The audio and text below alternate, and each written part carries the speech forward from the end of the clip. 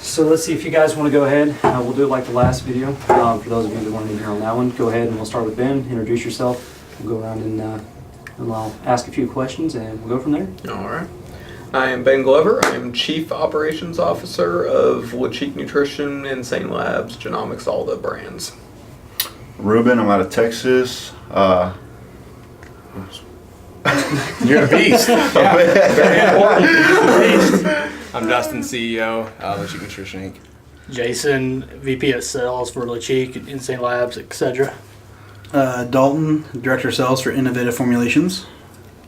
Chase, pretty much do it whatever boss man tells me to. There you go. Gabe No last Quintella, Vice President of Lecheek Nutrition. Awesome. All right, guys. So in the last video, we kind of left off at Spider Warehouse. I mean, we saw the original 3 and how everything started and built up to there. But in the last video, we heard some names drop, and now they're all here. So again, we've got Ben, we have Ruben, we've got Chase, and we've got Gabe now. So let's start from there. Okay, so the team got built up. Everybody joined on. I mean, who came first? Which person after you three? Which person came? So we had Big Gabe come in. Gabe. So Yeah. let's talk a little bit about Gabe, man. So when you first came on, what was your vision and what pulled you to the company? This is a kind of a funny story. So I told Dustin pretty much that his website sucked. It was on the shit out of me for like. Yeah, it was on GoDaddy, and I was like, I think we could do something a lot better than this and sell a lot more product. And at that time, he had somebody with a promo code by the name of J.R. Barthel, and they were doing actually like a good amount of orders on the website. And when I actually got in there and I looked, I'm like, this isn't too bad, but the website still sucked. So pretty much, I kind of came on and redid the whole site. And then that kind of transformed into, at the time we had distributors with Lecheek.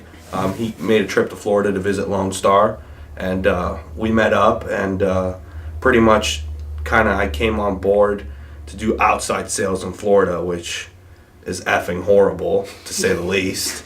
It was. And that pretty much evolved into kind of where we are today with, all the brands. I've done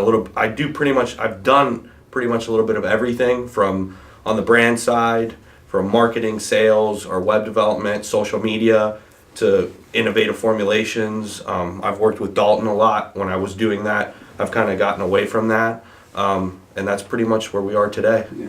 So kind of to give everybody some insight on this, the theme of this is it's not all easy, because there's a lot of misconception that this all just happened overnight, because people are, some people are just not finding out about the brands. So we're going along with that. And again, like you said, things, doing sales and growing like that, it's not easy. So No. after Gabe came on, I mean, where do you go from there? Who came on next? So pretty much, like in the previous video, we were talking about, I was doing invoicing at night, and it was just kind of a, grow as you can type of deal. So we needed structure. Well, I've known Ben since I was in high school. We've been good, great friends since then. Mm-hmm. And he had his own business venture, and basically I was lucky to pull him away from that to come help us. Well, we did That's go when out he of came business in. too. So Okay, I was trying to be kind. We can just call a spade there. So you're a failing business? Yeah, anyway. exactly right. But you do learn a lot from that. I mean, honest to God, I learned more from having a business and having it fail than any other job I had before. Then I was working 90 hours a week for a failing business. Yeah, you That kind of really help is line true. up all the, invoicing and get everything kind of more It's kind of shaped, the operation kinda sort of shaped it, stuff yeah. as it is. Yeah, in the Spider Warehouse. yeah, making sure that I know Jason referred to the taping. He loves your taping Oh abilities. yeah, so- I loved Absolutely. making calls and hearing that noise in the background. And well, it was a But 1,200 limited foot space. space with only about 600 foot of usable space because the people we it was were like renting from- 2,000, but like 600. Probably. Oh yeah, they had all their stuff stored on the side of it, so we're having pallets right next to it. We're writing stuff down on our pallets and stuff we were shipping and things like that. So our shipping area is just right. I mean, there is no sales area, shipping area. I'm taping this box while he's on the phone, and then that sort of thing. Hand doing samples, putting the labels on the bottles, That's everything when like Chase that. came So in. He's like, hey, come on in. And then Chase walked through and Yeah. too many damn labels, bottles, man. Chase, Do that. Chase actually just showed up one day, like walked in, like, yeah, I'm looking for Dustin. We're like, who is this guy? What are you doing Yeah, here? then I walked out and I was like, I don't know any of this. That's not Dustin. And then, yeah, Dustin are rolled these in. guys? Yeah, and then Yeah. Chase came. No, I in. mean, when I came in ready to do whatever was needed. I mean, whether it was, I was just looking for a job. I was just hungry for money. And I don't know how far we got into it. I mean, I know I worked there for a good, solid, like, month or two. And then Dustin realized he wanted to start doing his own packaging and designs and all that stuff in-house instead of outsourcing it. And so he bought a computer and I bought a book and we learned it. on YouTube. Oh, And by the way, it's your book 4-year was garbage. anniversary Huh? today. Yeah. Been here for 4 years. Happy anniversary. So now, you.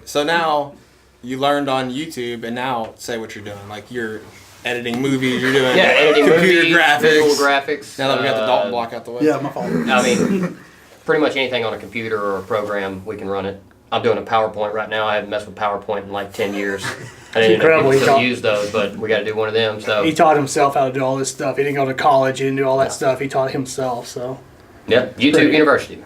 yeah, There's a tutorial on anything. You can figure it out. Yeah, that's true, and that's it's pretty amazing what really everybody's accomplished in terms of like I don't know if I don't have a college degree, so I don't know. Does anybody else have a full? I tried. I went for 2 weeks. Yeah, I went. we're all college dropouts. I went for like 2 years. man. So if you want to be a successful business, don't go to college. Every one of us. Maybe that's the key thing here. I don't know. Right. Yeah, just Don't stay in school, kids. Don't stay in school. We're gonna give you every opposite message Yeah. possibly. That's right. So from there, we started doing our own. Yeah, we started doing our own products, and then we started doing a ton of other companies' products. So we started designing with Innovative opening and working with them, doing branding. Then my department expanded, and we started bringing in more designers. Then from there, we've evolved so fast, it's kind of hard to keep up. But now we're off shooting our own movies, doing our own productions, and editing, and all the good stuff, man. All the fun stuff. That's right. Yeah, to being sold in a ton of countries. Yep. And that's where Ruben doesn't come in, but he's about to come in. But I guess you can tell kind of like where you came in. And Well, I met Jason and Dustin actually on the road. I worked for a previous company, and we would go out and do advanced demos and stuff like that. And I ran into these guys doing demos. Believe it or not, they were out in the streets doing demos just like everybody else. And we kept in contact for a long time. We always talked about doing something, and it never happened or whatever. It just wasn't the right timing. And then 3.5 years ago, I reached out to him, and here I am now. Just evolving. We started with 2 companies, so now we just grown that much, and it's nice to see something that's so small, and then just meeting the guys on the street, doing what everybody else does. It's like just demos, hustling, and look where we're at now, just grown so much, and I'm just glad to be here. So. yeah, we mentioned that in the last video too. That's how we were talking about hitting the streets and stuff like that. And that's how, because I don't really know of many. I don't know if I've ever even really seen another owner at a demo really. Nah. Every store we've went to said like you're the first owner that has done a demo I think here. the only person I can think of is Ronnie. That's like the only other person. It was more Everybody like a else guest is appearance. a rep. He got paid to go there, so when it doesn't Right. That's true. I wasn't Mr. Olympia. Yeah. So. That's what it is. You have to be Mr. Olympia. Right? Yeah, multiple times. But I think that was kind of, Yeah, the starting I actually point. learned from watching you on the demos because I think that was our first one, wasn't it? Our first large one, because we were begging that guy to go to the demo, basically. Yeah. Like, just let us go there, man. Give us a shot. We're in there with Gaspari and BSN and Lecheek Nutrition. We're in the corner. So But I remember being in the streets and just, I would see your guys' packaging with the Ziploc bags and staples, like, damn, took us 5 hours to do. Yeah, who's these guys? And then, a couple years later, I'm with you guys, and it's just, it's grown that much. Just, it's crazy. So. Now we have real samples, man. Yeah, now we got real samples and, a ton of them, and products and everything. It's just, it's cool to see something grow that much. Absolutely.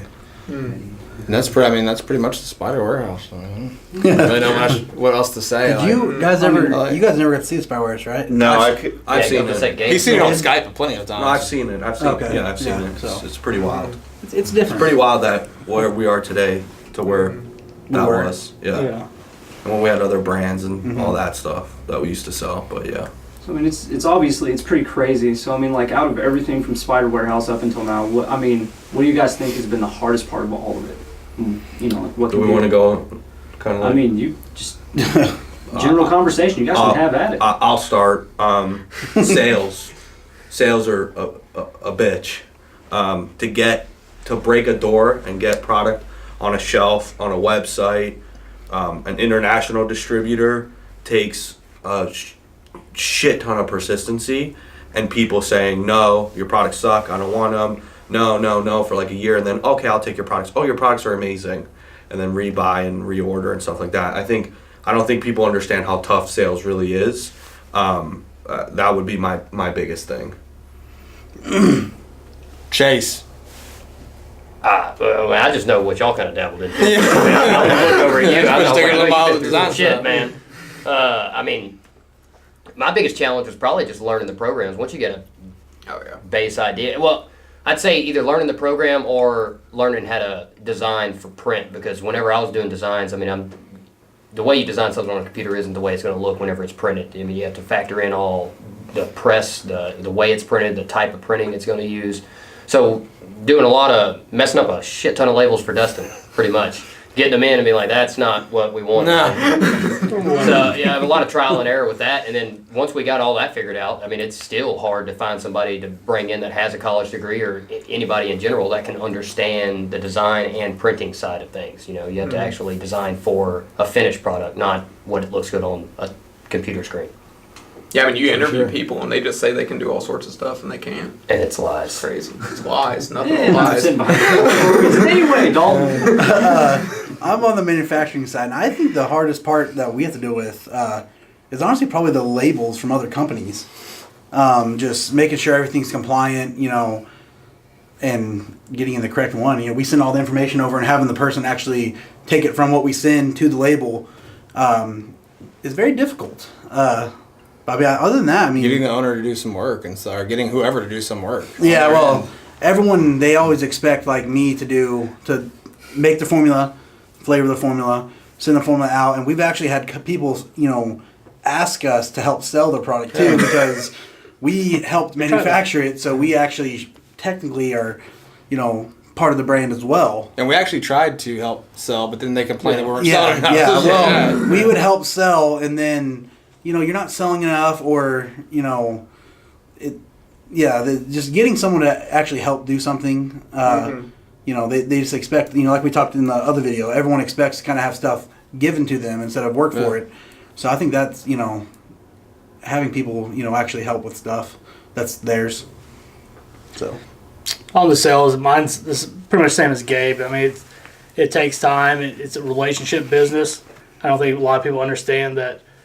Just because the first time you talk to this guy, he says no, you keep at it, and finally he's going to say yes, and then it's going to be easier to get new products in there. Once he sees it, it's moving, then you can come with new products, and they're going to move.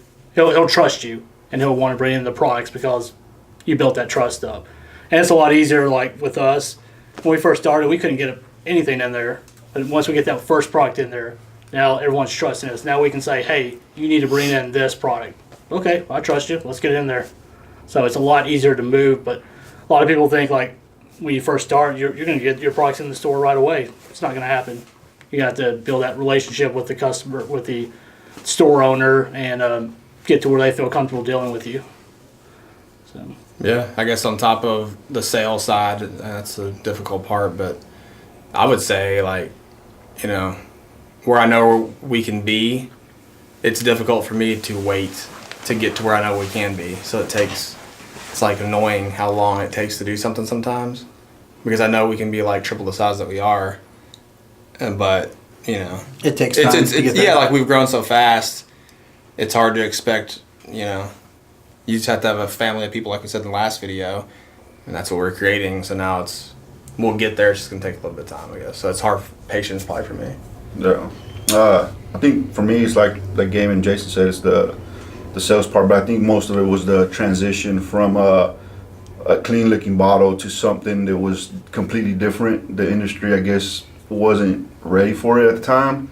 So it was just getting told no, because it was different. You know, you were trying to sell a product that had like the clowns and stuff.